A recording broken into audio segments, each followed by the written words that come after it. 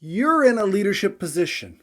You've got a team that's working with you. You're assigning jobs, you're assigning tasks, but it's like your team is completely incompetent. They seem to be failing at the simplest of tasks. First thing we're going to look at is if the problem is you. Welcome to the channel, Leadership with Mike. On this channel, I help you become a more confident leader, and I do this with no nonsense sense, if that makes any sense.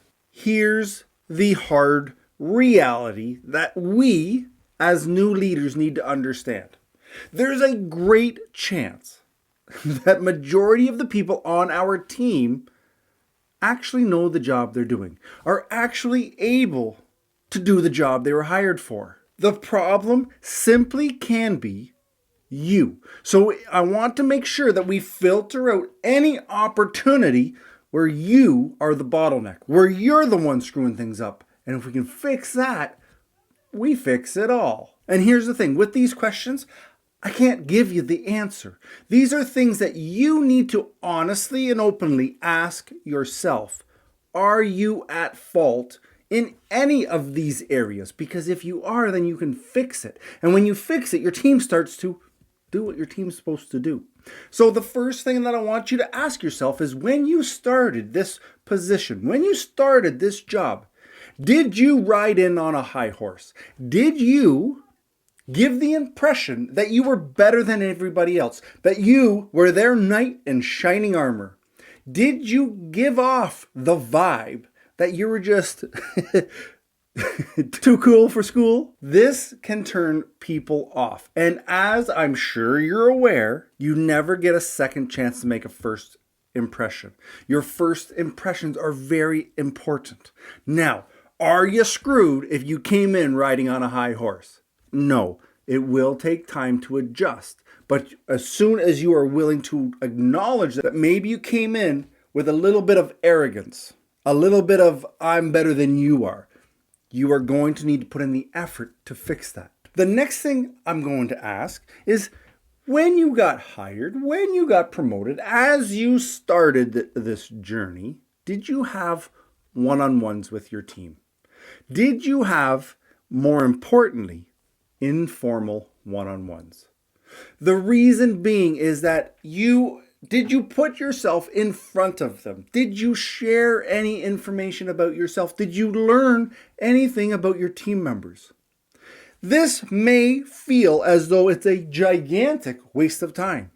Mike, I'm there to do a job. I'm doing the job. Mike, they're here to do a job. That's what's expected of them. And you're not wrong.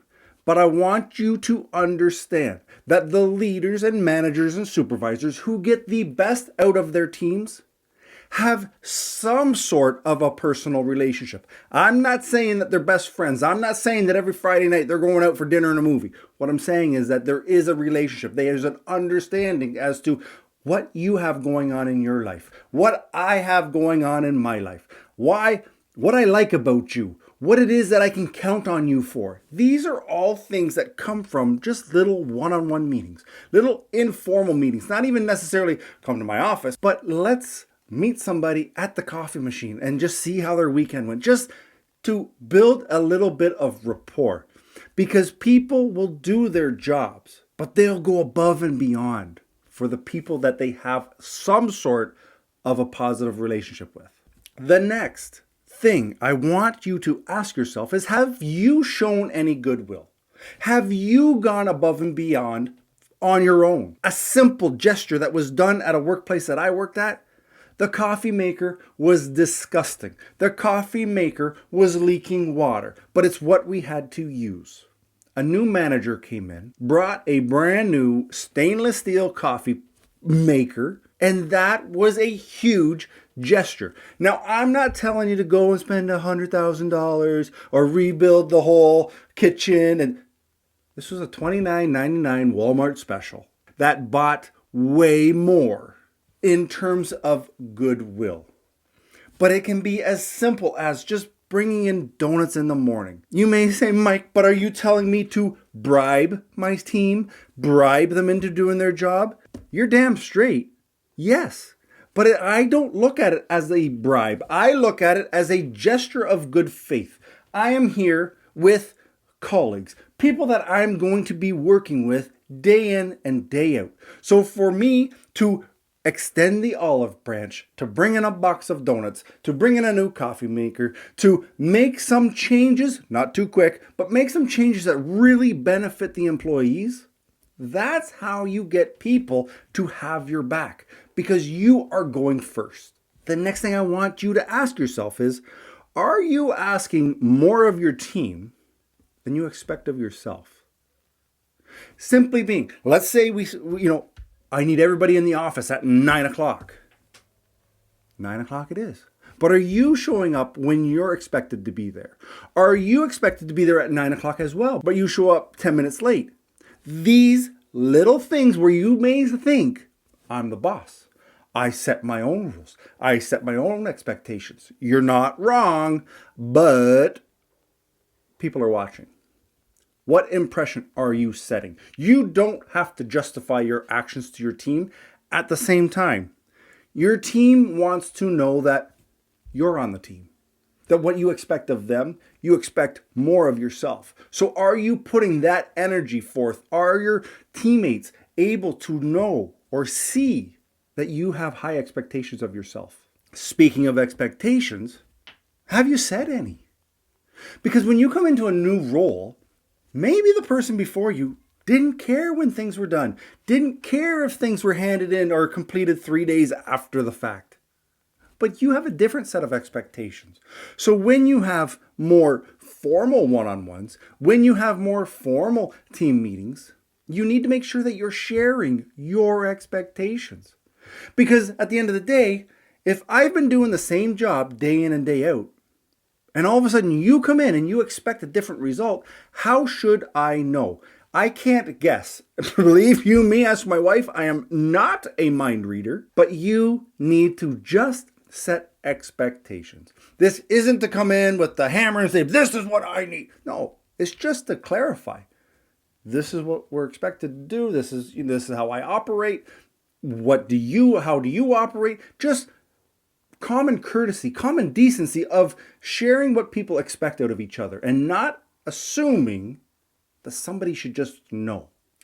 The next question you need to ask yourself is, what's your personality type? And are you leading in that manner?